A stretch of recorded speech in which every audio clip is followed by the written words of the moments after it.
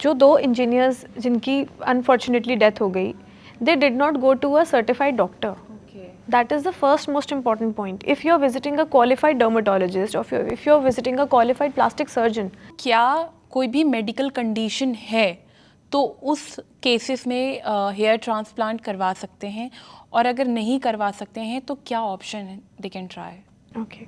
So yes, hair transplant can be done in hypertensive and diabetic patient. There is no contraindication कि हम diabetes है तो नहीं कर सकते, हाइपरटेंशन है तो नहीं कर सकते. Every second person in India, specially I am talking about India, is comorbid.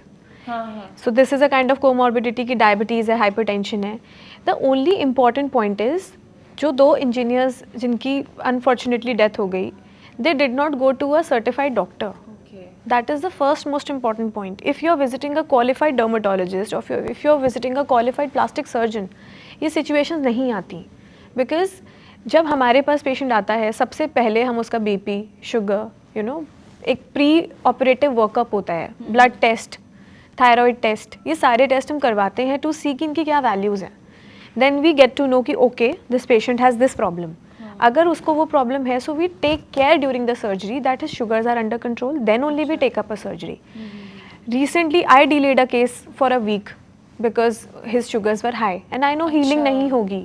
Infection, post surgery infection के चांसेस ज़्यादा हैं. तो अगर डायबिटीज़ है ऑलरेडी और ज़्यादा है शुगर, तो क्या उस केसेस में आप लोग सर्जरी वगैरह अवॉइड करते हैं? If at the point of surgery, at the time of surgery, sugars are high, we start the patient, we take a medicine reference and we start the patient on anti-diabetic drug.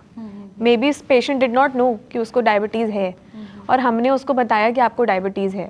So we start a medication, we wait for some time, let's say 10 days, 15 days, and then we take the case once his sugars are controlled. अगर आपने high sugar में surgery करी, then the patient might land up into infection. Infection होते ही graft failure होगा, जो grafts आपने लगाए वो सारे फॉल ऑफ हो गए, हेयर ट्रांसप्लांट इज अनसक्सेसफुल. तो क्या ये डेथ तक पहुंच इट जाता है? Can lead to death, yes. क्योंकि उस केस में भी यही हुआ था कि ब्रेन में स्वेलिंग स्टार्ट हो गई थी after the treatment of transplant. So how this swelling happens is कि स्कैल्प की 5 लेयर्स होती हैं. अब उसमें एक स्किन हो गई, S for skin, C for connective tissue, A for aponeurosis. So एक डेंस कनेक्टिव टिश्यू होता है, एक लूज कनेक्टिव टिश्यू होता है. अगर इन्फेक्शन हुआ हेयर फॉलिकल के थ्रू और वो लूज कनेक्टिव टिश्यू में चला गया, so that is called the danger area of scalp. It can lead to death, fatal deaths. The swelling can spread to the face, under eye, पूरा face swell up होकर, it can lead to systemic failure, it can lead to many other things.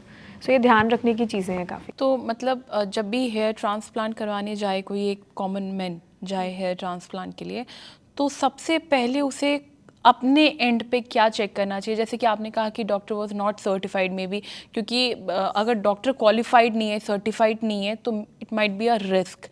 तो एक common man कैसे अपने and पे check करे कि वो सर्टिफाइड डॉक्टर के पास जा रहा है? सी अगर किसी का इच्छा है कि उसे हेयर ट्रांसप्लांट कराना है, first thing is they should do a proper research.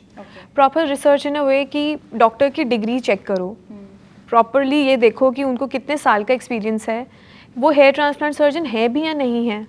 उनके कुछ केसेस की पिक्चर बिफोर एंड आफ्टर की चेक करो. If you are visiting a doctor, ask him questions as much as you can. Because in smaller cities में क्या देखती हूँ कि लोग डर्मेटोलॉजिस्ट ना होकर भी अपने आप को डर्मेटोलॉजिस्ट बोलते हैं. Even if they are plain UG degree, they will just pretend okay I am a dermatologist.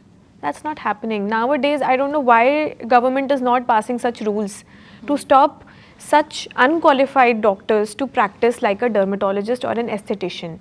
Many doctors qualified in Ayurveda or in dental, they are posing themselves to be an aesthetician or a dermatologist. It's not so easy. You have to be properly qualified. Hair transplant you don't even learn during dermatology. You learn a bit of it. There are proper fellowships that has to be done after you take MD. So it is a long course, it is not so simple.